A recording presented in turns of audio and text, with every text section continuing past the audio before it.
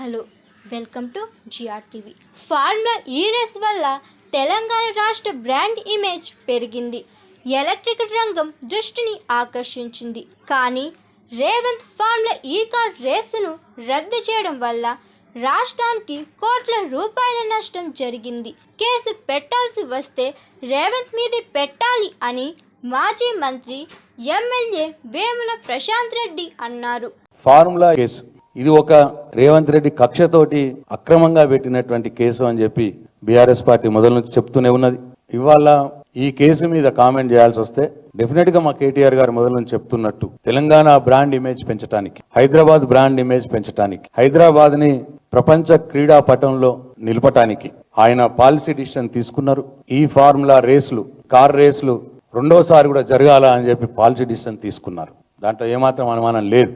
కానీ దాని తర్వాత జరగవలసినటువంటి ఎగ్జిక్యూటివ్ పని ఏదైతే ఉంటుందో అదంతా కూడా చీఫ్ సెక్రటరీ గారు, ఆఫీసర్లు చూసుకోవాల్సిన పని అని చెప్పి ఆయన మొదల నుంచి చెప్తూనే ఉన్నాడు. 46 కోట్లు ఈ కార్ రేస్ వారి ఖాతాలోకి పోయిన వాట వాస్తవం. దాంట్లో ప్రతి రూపాయికి, ప్రతి పైసాకు లెక్క ఉన్నది. దాంట్లో ఒక్క రూపాయి కూడా ఎక్కడ అవినీతి జరగలేదు. ఇవన్నీ కూడా కేటీఆర్ గారు చెప్తూనే ఉన్నారు. అయితే దీనివల్ల చాలా విజయాలు సంక్రమించినాయి. ఈ ఫార్ములా రేస్ హైదరాబాద్ లో ఒకసారి జరగడం మూలంగా 4 సార్లు జరగాల్సింది ఒక్కసారి జరిగింది. ఒక్కసారి జరిగిన దానికే హైదరాబాద్ పేరు ప్రపంచ పటంలో ఇవాళ నిలిచిపోయింది. ఇక్కడ ఉన్నటువంటి ఈ దేశంలో కావచ్చు, అంతర్జాతీయంలో కావచ్చు, అంతర్జాతీయ పరంగా ఈ మొబిలిటీ రంగంలో ఉన్నటువంటి వారు కావచ్చు, అంతర్జాతీయ కార్ రేసర్లు కావచ్చు, ఎందరో మంది వ్యాపారవేత్తలు, ఎందరో మంది సినీ ప్రముఖులు ఈ కార్ రేస్ ని ఫస్ట్ టైం వచ్చినప్పుడే వచ్చి చాలా ప్రశంసించినారు. ఎంతో మంది సెలబ్రిటీస్. దీనివల్ల హైదరాబాద్ బ్రాండ్ ఇమేజ్ పెరిగింది.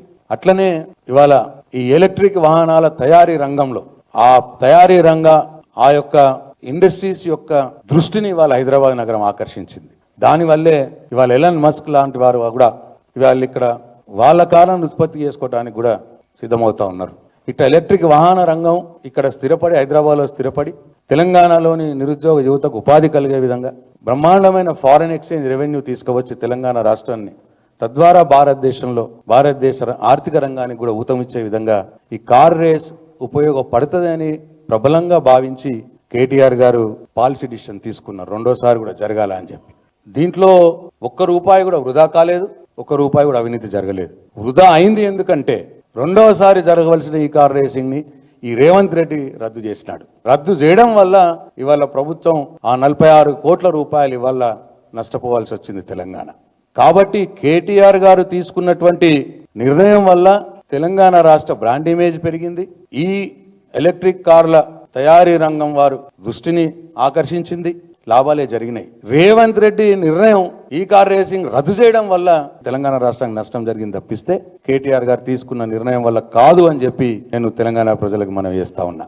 కేసు పెట్టాల్సి వస్తే ఈ కార్ రేసింగ్ రద్దు చేసి 46 కోట్ల రూపాయలు వృధా చేసినటువంటి ముఖ్యమంత్రి రేవంత్ రెడ్డి గారి మీద కేసు పెట్టాలి. ఈడీని కోరుతా ఉన్నా, సెంట్రల్ ఏజెన్సీస్ని కూడా కోరుతా ఉన్నా, దీని మీద దృష్టి పెట్టండి, ఈ పాయింట్ మీద దృష్టి పెట్టండి. ఎందుకంటే ఈ కార్ రేసింగ్ కి, ఆ రోజు ఫస్ట్ టైం జరిగిన రేసింగ్ కి కేంద్ర మంత్రులు వచ్చారు, కిషన్ రెడ్డి గారు వచ్చారు, అనురాగ్ ఠాకూర్ గారు వచ్చారు. వాళ్ళందరూ కూడా ప్రశంసించినారు. నష్టం జరిగింది అంటే రేవంత్ రెడ్డి వల్లనే నష్టం జరిగింది. ఆయన రద్దు చేయడం వల్ల నష్టం జరిగింది. హైదరాబాద్ బ్రాండ్ ఇమేజ్ నష్టం జరిగింది, తెలంగాణ రాష్ట్ర ఖజానాకు నష్టం జరిగింది. కాబట్టి ఈ అంశాన్ని దృష్టిలో పెట్టుకుని ఈడీ కావచ్చు, సెంట్రల్ ఏజెన్సీస్ కావచ్చు, రేవంత్ రెడ్డి గారిని విచారించాలని చెప్పి నేను ఈరోజు డిమాండ్ చేస్తా ఉన్నాను. Hi, this is Swati. Like చేయండి, షేర్ చేయండి, కమెంట్ చేయండి అండ్ సబ్స్క్రైబ్ చేయండి GRTV. Hi, this is Monica. Please like, share and subscribe GRTV.